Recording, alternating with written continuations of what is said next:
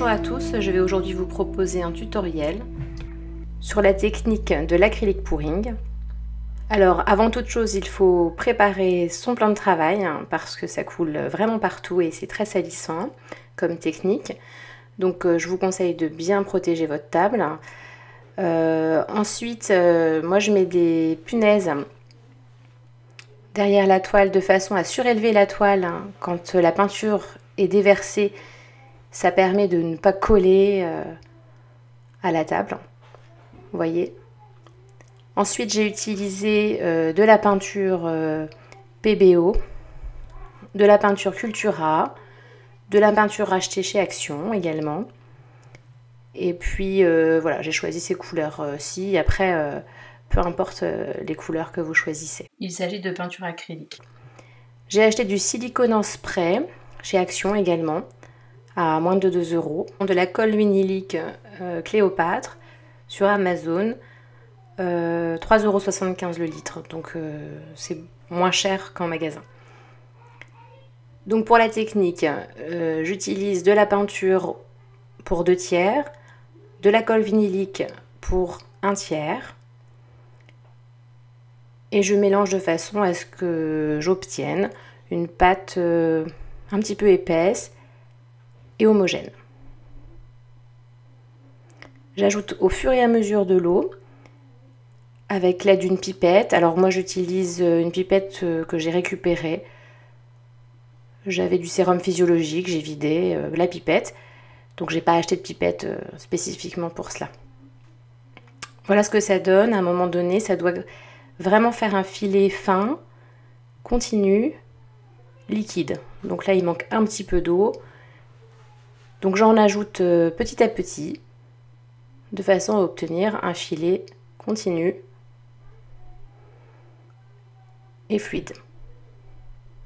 Donc je fais ça avec toutes les peintures, couleur après couleur. Il faut éviter qu'il y ait des petites bulles, il y en a toujours un petit peu. Moins il y en a et plus la peinture sera lisse et du coup jolie à regarder. Alors pour le silicone, il nous faut du silicone liquide. Celui-ci est en spray. Je le diffuse dans un fond de verre. Je peux ainsi récupérer du silicone liquide. Donc avec l'aide de ma pipette, je vais venir verser quelques gouttes. Alors c'est un peu au hasard, hein. Je ne sais pas du tout. J'en mets 5, 10, voilà. Un petit peu au hasard. Et puis c'est vraiment ce qui va permettre de créer des petites cellules. Vraiment sympathique et des effets intéressants sur la toile. On mélange à nouveau de façon à avoir une préparation de peinture homogène. Donc ça prend un petit peu de temps de préparer toute cette peinture, mais ça vaut le coup. J'ai versé un petit coup de spray au fond de mon récipient avant d'intégrer les peintures couleur après couleur, voilà. On ne sait pas trop ce que ça va donner, c'est un peu la surprise à chaque fois.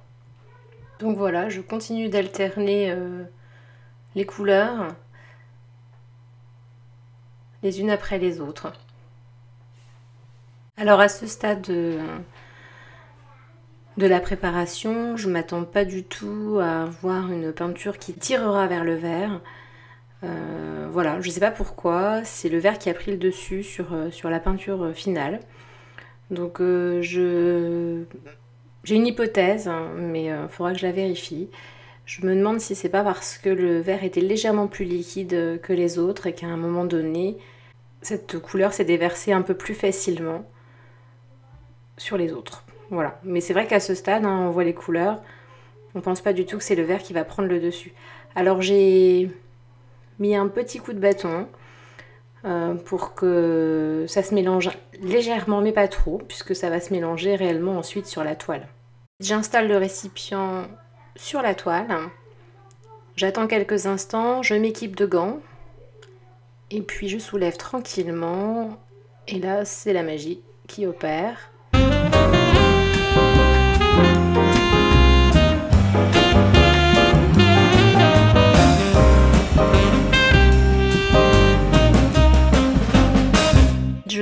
la toile d'un côté et de l'autre, de façon à ce que la peinture se déverse également sur les bords.